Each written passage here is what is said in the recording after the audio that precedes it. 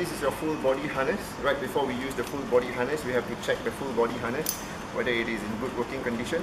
The first thing that we would like to check will be to check the label, alright, to see whether it complies to the correct standard, alright, and then where it is being, when it was being manufactured. Right, just make sure that it does not exceed its recommended lifespan. Okay, so next, when we are checking out for the harness, there are a few parts of the harness that we need to check. For example, the webbing. On the webbing parts, we check for cuts, any tears, any nicks or abrasion. Alright, and then we'll check at the buckles. The buckles are metal parts. For metal parts, we check for corrosion, dent, cracks, and deformation. Right, so right after you had checked all the components of your harness, you'll feel that it's good to go, safe. You pull on the harness this way, hold on to the D-ring, right? Put it over your shoulder, how you put a shirt or a jacket. Right? So when you put it on, just make sure that there are no twists on your harness. Right? First thing that I would like to do would probably be putting all the buckles in first. So just make sure that you put the buckles in.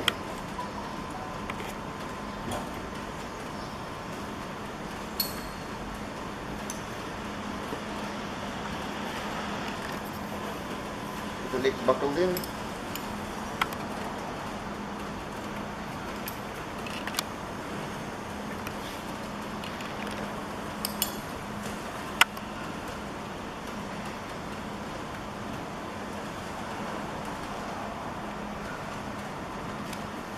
Right. After we put the buckles in, that's when we adjust our harness to make sure that the harness fits our body. Alright. So now what I can feel is that the harness is a bit tight. Okay. So what should happen is, if you see this bum strap, this bum strap has to be below my buttocks. Alright. Okay. So in order for you to do that, you need to be able to adjust your front attachment here, the buckles. Right, just release it. When you loosen your shoulder straps, your harness will start to go down. This is when you are able to put your bum strap below. So just make sure that your bum strap is below your buttocks, alright? So you'll be able to sit on this bum strap in an event of a fall. Once this has been loosened down, right, we can now secure our leg straps, right?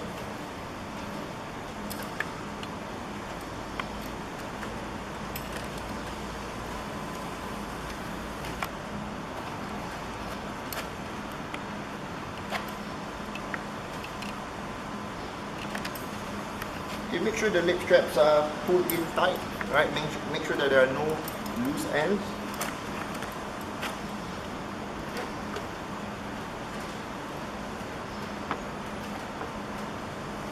Then we check again. Make sure our bum strap is below our buttocks. Good. Right, after that, we'll come back to our shoulder straps. Our shoulder straps are still a bit loose, you can see. Right, so what we need to do now, just make sure that we tighten our shoulder straps. We tighten it up. Lock the strap here.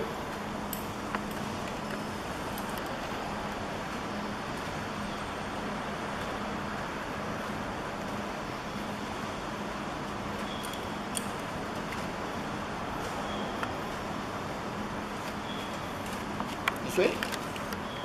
You see there's a wet tidy up here, just to make sure that you tidy up the excess. Okay. Same thing over on the other side. Lock your shoulder straps. This is the wet ties you have here. Push it all the way to the position this way. Right, now you've got a good harness fitting. Right, so after you put on your harness, the next thing that we're going to check will be your lanyard.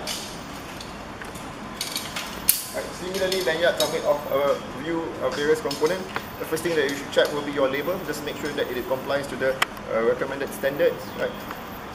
On the harness, right, there will be a connector. A fall, I should say a shock absorber, and lanyard, again a connector. Here we should check every part of it. The first one, the hook, we check, make sure the mechanism is functioning properly. There are no dent, cracks, deformation or corrosion on your hooks. Then we check the lanyards again for any cut, tears, nicks and abrasions. Alright, back onto the shock absorber. Make sure that it is not being deployed. Make sure there are no cuts, there are no tears. Alright, and back onto your connector. Alright, do a quick function check. Check for any dent, cracks, deformation. If it's okay, you feel it's good, put it on your harness.